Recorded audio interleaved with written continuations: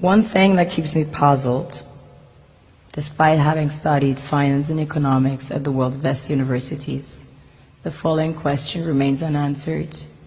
Why is it that 5,000 units of our currency is worth 1 unit of your currency, where we are the ones with the actual gold reserves? It's quite evident that the aid is in fact not coming from the West to Africa, but from Africa to the Western world. The Western world depends on Africa in every possible way, since alternative resources are scarce out here. So how does the West ensure that the free aid keeps coming? By systematically destabilizing the wealthiest African nations and their systems, and all that backed by huge PR campaigns, leaving the entire world under the impression that Africa is poor and dying and merely surviving on the mercy of the West.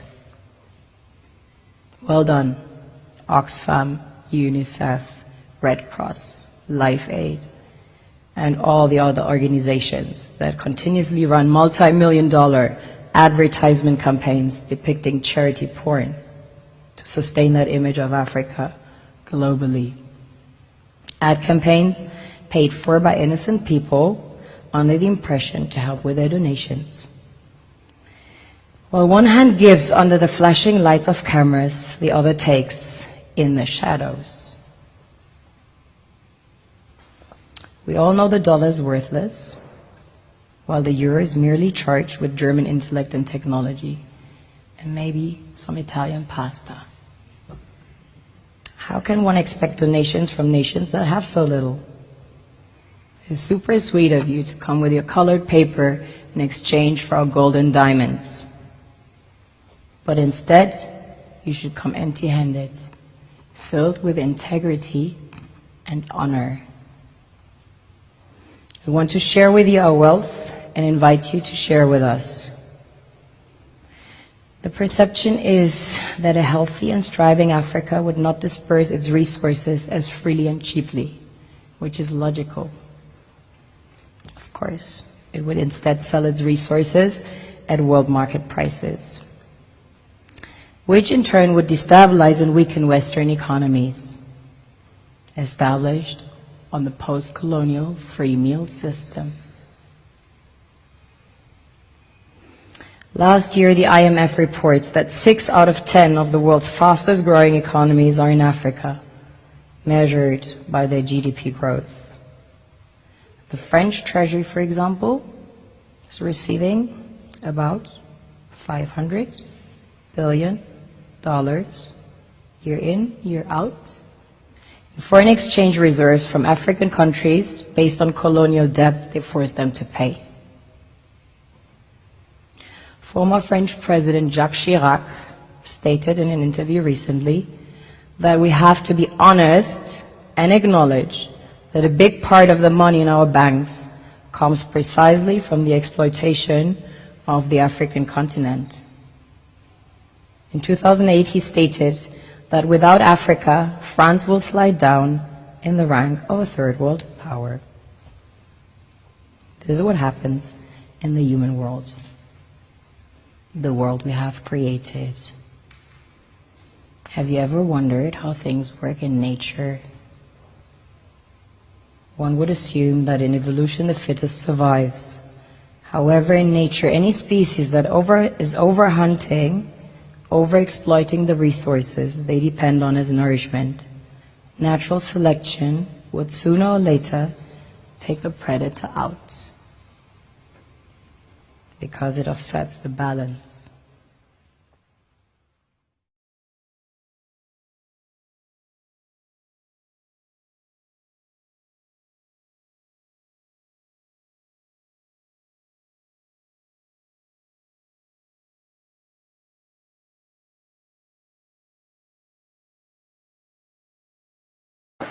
Tout à l'heure, vous évoquiez la souveraineté et vous expliquiez qu'il serait important que les Africains apprennent à faire respecter leurs règles. À votre avis, cet arrimage du franc CFA à l'euro via la Banque de France, c'est un drame.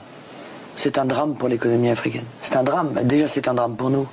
Donc, je pense que c'est aujourd'hui un des inconvénients majeurs, hein, parce que, évidemment, ça soumet l'économie africaine à une asphyxie. Au même titre d'ailleurs que l'économie française, mais en pire, peut-être en encore pire. Certainement. Bien sûr, en encore pire. Donc là, on est vraiment en train de tuer économiquement l'Afrique. Donc je suis fondamentalement opposé à cette manière de faire. Et je combats cela parce que c'est impossible de s'en sortir avec une monnaie telle que celle-là. C'est impossible. Vous convenez donc que les États africains n'ont pas forcément des franges pour pouvoir décider de ce qui doit être respecté dans leur pays. Là, si ça, là oui, mais bien sûr. sûr, mais vous savez, moi, encore une fois, quand je défends l'indépendance monétaire de mon pays, je défends l'indépendance monétaire de tous les pays.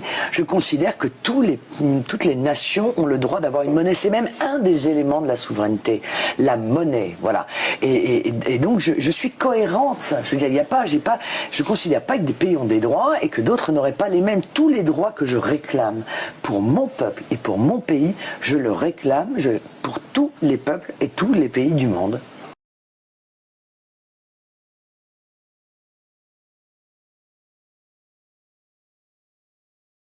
On oublie seulement une chose, c'est qu'une grande partie de l'argent qui est dans notre porte-monnaie vient précisément de l'exploitation, depuis des siècles, de l'Afrique. Pas uniquement, mais beaucoup viennent de l'exploitation de l'Afrique. Alors, il faut avoir un petit peu de bon sens, je ne dis pas de générosité, de bon sens, de justice, pour rendre aux Africains, je dirais, ce qu'on leur a pris, d'autant que c'est nécessaire si l'on veut éviter les pires convulsions ou difficultés avec les conséquences politiques que ça comporte dans le prochain avenir.